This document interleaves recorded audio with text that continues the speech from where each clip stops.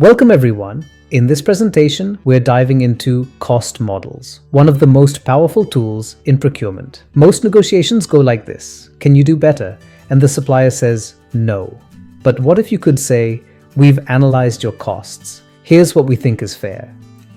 That's a completely different conversation. That's what cost models do. They give you facts to negotiate with confidence. Let's get started. 53% of manufacturing revenue goes to suppliers. Apple. Revenues approximately $416 billion and cost of goods sold is approximately $221 billion. That is, more than $220 billion go to suppliers. 2% better pricing results in approximately $4.5 billion savings. That's not a rounding error, but how do you know if you're getting good pricing? You need to understand what things should cost.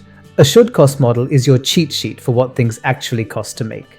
Before, can you do better? Supplier thinks you have no idea what this costs. After, we know your costs. Here's what's fair. Completely different power dynamic. There are 3 reasons for why should cost models are worth the effort. 1. Objective foundation for fair pricing. Evaluate if prices align with reality. 2. Opens dialogue. Help us understand what we're missing versus your price is too high. 3. Enables target costing. Without understanding costs, target costing becomes wishful thinking. To understand cost structures, we need to dive into cost components. Direct material, raw materials and products, usually biggest chunk. Direct labor, production worker wages. Factory overhead, utilities, depreciation, maintenance, operating expenses, sales, marketing, R&D, corporate. Operating profit, necessary for returns and growth. The formula at the bottom, that's the whole game. Real example, EPS, clamshell packages. Supplier quotes $12.50 per 100. Is that reasonable? Your gut says nothing useful, but they operate in NAICS 32614. That means there's data we can use. Spoiler, probably not a bargain. Suppliers rarely undersell themselves by accident. There are several data sources. Here are 2 key ones. 1. Annual Survey of Manufacturers. Industry sales, $8.5 billion. Material, $3.9 billion, 44.8%. Labor, $667 million, 7.8%. 2. RMA Statement Studies. Gross profit, 26%, which means COGS is equal to 74%. OPEX, 21%. Profit, 5%. Clever math, factory overhead is equal to 74 minus 44.8 minus 7.8. This results in 21.4% overhead. We calculated a cost component using public data and basic subtraction. Now we have the complete cost structure. Material 44.8%, labor 7.8%, highly automated, overhead 21.4%, OPEX 21%, profit 5%. Key insight, we have percentages. We just need one hard number to calculate everything else. That number, direct material. We can research what EPS foam beads cost. Anchoring our model. 1. Weigh containers, 3.25 pounds per 100 unit. 2. Research material prices, $1.54 per pound. We can get this from sources such as plasticsnews.com. 3. Let's account for scrap, which is 0.2%. 4. The adjusted weight will be 3.25 divided by 1 minus the scrap, which at 0.2% is 0.002.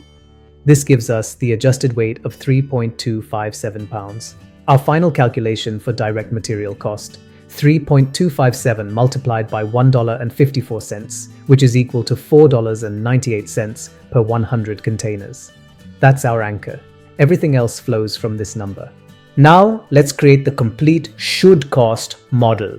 From our calculations, we know the direct material cost should be about $4.98. Since from the annual survey of manufacturers data, we already know that material cost in this industry is 44.8% of price. Therefore, we know direct material cost both in percentage and dollar terms. Using the dollar value of material cost and working backwards to calculate the price, we divide $4.98 by 44.8%, which is 0.448. The division of 4.98 by 0.448 results in a should cost of $11.12. Verdict. Supplier quoted $12.50. Model says $11.12. There is gap of $1.38, which is about 12.4%. Not necessarily gouging, but solid foundation for negotiation. So we ask, help us understand the premium.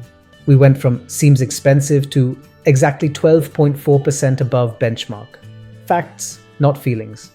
Models are only as good as assumptions. We're assuming average company, average product, market pricing, standard scrap. Know where model might be wrong. When supplier challenges, you're ready to adjust and continue the conversation. Now this is common scenario. Contract was for $12, now supplier wants $14.40, 20% more. Says, material costs have gone up by 20%. They can terminate with 60 days notice. What do you do? This is where should cost analysis earns its keep. Let's use data. PPI shows actual increase was 17%, not 20%. They're overstating. Material is only 44.8% of costs. 17% multiplied by 44.8% is equal to 7.6%. So the justified price increase is 7.6%.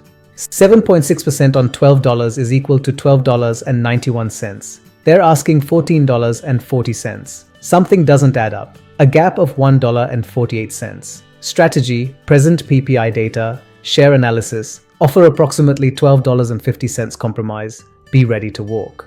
Instead of, please don't raise prices, you're saying, we understand costs, here's what's fair.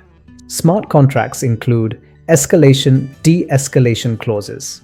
These should include at least these 4 elements. 1. Threshold, what triggers rights, for example PPI increasing by 5%.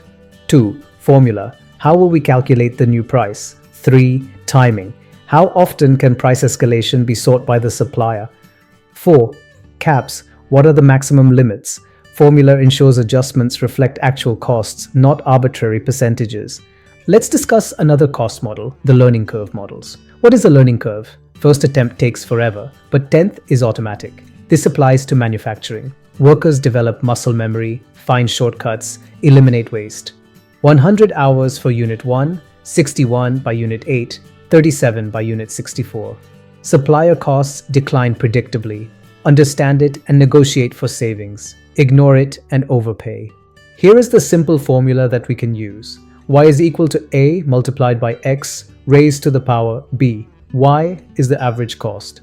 X is cumulative production. A is the cost for manufacturing first unit. And B is the learning factor. 85% curve means costs fall to 85% each time production doubles. Unit 1, $1,000. Unit 2, $850 average. Unit 4, $723. Unit 8, $614 and so on. 3 curves from same $1,200 start. All steep then flatten. 80% the green curve drops much faster. By Unit 1000, it's $220 versus $602 for 90% the blue curve. What determines rate? Automation versus human labor. Electronics. Automated, slow learning. In the ES sector, we would expect 90 to 95% learning rate. Aircraft, manual assembly, fast learning. Here we would expect 80 to 85% learning rate.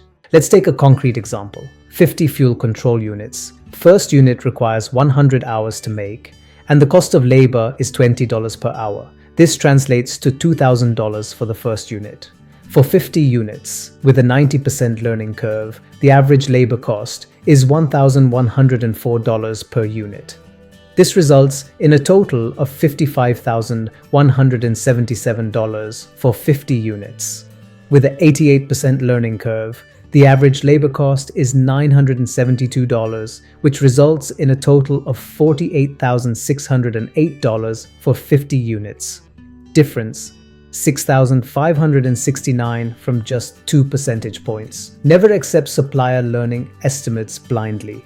Push for data, audit early production. How about follow-on orders to the supplier? Suppose a company places first order of 50 units at $5,000, where material cost is $2,500, labor cost is $1,100, and overhead plus profit is $1,400. Supplier has climbed the curve.